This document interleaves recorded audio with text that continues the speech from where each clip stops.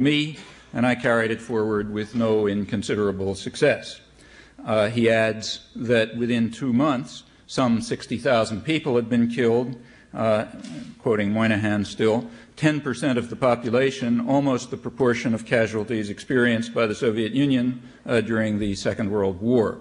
You'll notice there's no ambiguity there about the disruptive force. The Times constantly does discuss Daniel Moynihan and international law. He's regularly lauded there for his lifelong dedication to international law and opposition to aggression and so on, but somehow they've missed his account of what he and the State Department were up to in 1975. The Lewis article is quite typical, not only of the coverage of East Timor, but also of the UN and the Cold War.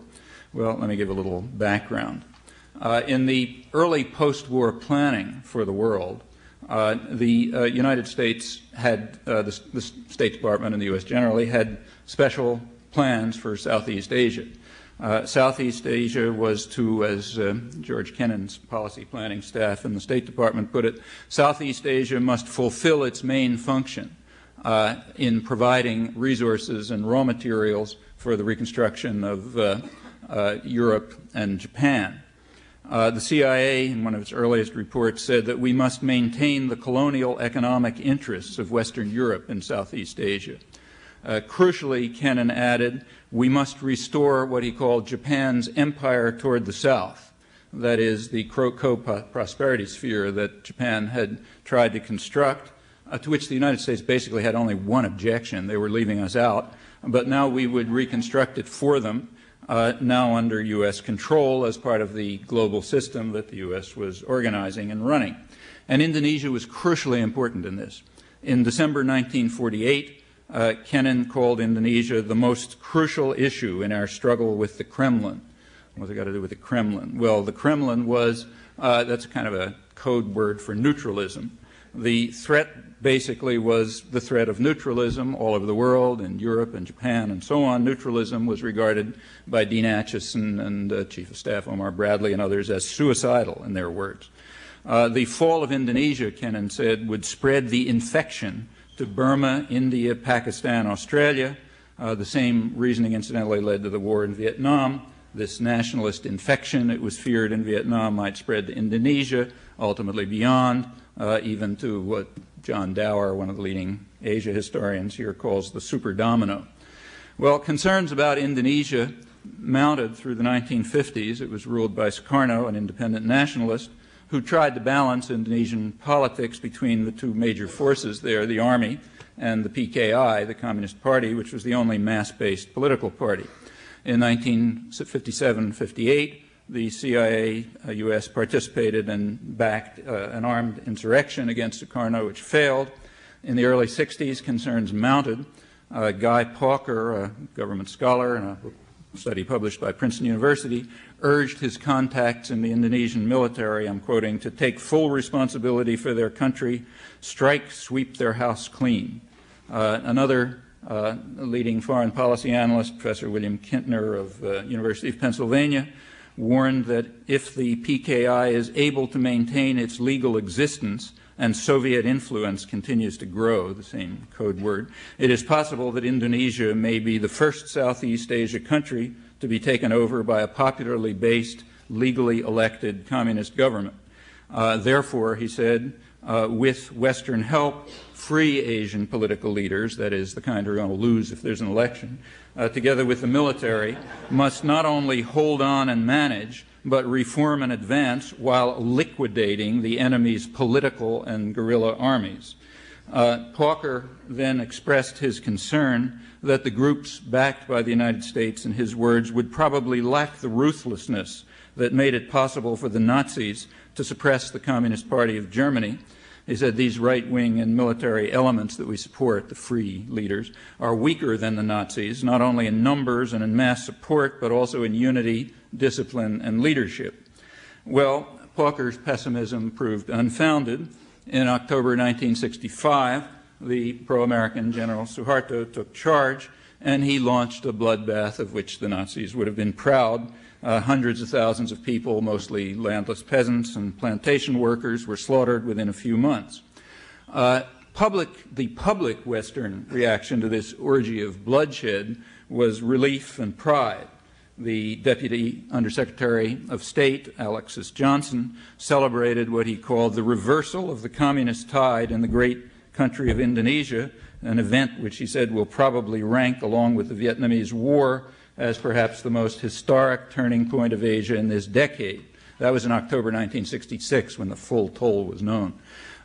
Secretary of Defense McNamara testified before Congress that U.S. military aid to Indonesia had, in his words, paid dividends and was therefore justified, the major dividends being a huge pile of corpses. In a private communication to the President, McNamara went further. He said that U.S. military assistance to the Indonesian army had encouraged it to move against the PKI when the opportunity was presented, that is, after the Suharto coup. Particularly valuable, he said, was the program bringing Indonesian military personnel to the United States for training at U.S. universities. You'll notice that we've been civilizing them for quite a long time. A congressional report also held that the training and the continued communication with military officers paid enormous dividends, namely this mass slaughter. In November 1966, Freedom House published an advertisement signed by what they called 145 distinguished Americans, including distinguished Harvard professors, which justified the U.S. war in Vietnam for having, as they put it, provided a shield for the sharp reversal of Indonesia's shift towards communism. No reservations expressed about the means that were used.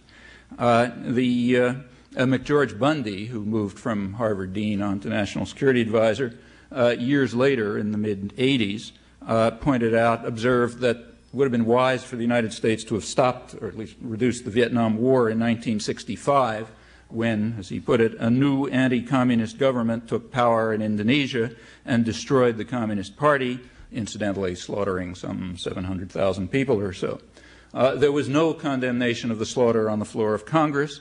No major U.S. relief agency offered aid. The World Bank quickly restored Indonesia to favor.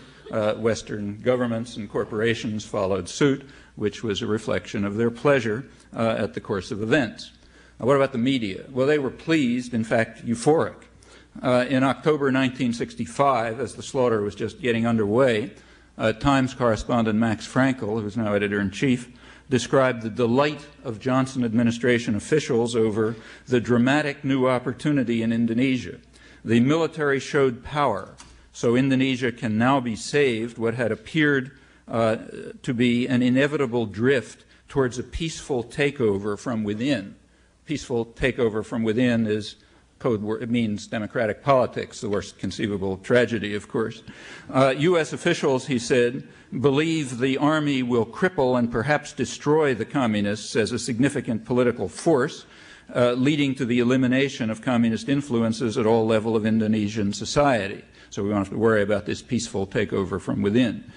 Consequently, he said, there is now hope where only 2 weeks ago there was despair. Well, that was October 65. As the results started coming in, the joy mounted. In mid-1966, well after the facts were known, U.S. News and World Report had a long and enthusiastic story with the headline, Indonesia, Hope Where There Once Was None. Time magazine had a cover story which celebrated the West's best news for years in Asia. The heading was Vengeance with a Smile, had 5 full pages of text and 6 more of pictures devoted to what it called the boiling bloodbath that almost unnoticed took 400,000 lives. It then informed us that the new army regime which carried this out is scrupulously constitutional, based on law and not mere power. The authority was General Suharto, its quietly determined leader with his almost innocent face. The New York Times featured a column headed A Gleam of Light in Asia. It's by its leading political commentator, the highly revered James Reston, who said that we should not let the bad news in Vietnam displace the more hopeful developments in Asia, primary among them being what he called the savage transformation of Indonesia from a pro-Chinese policy under Sukarno to a defiantly anti-communist policy under General Suharto.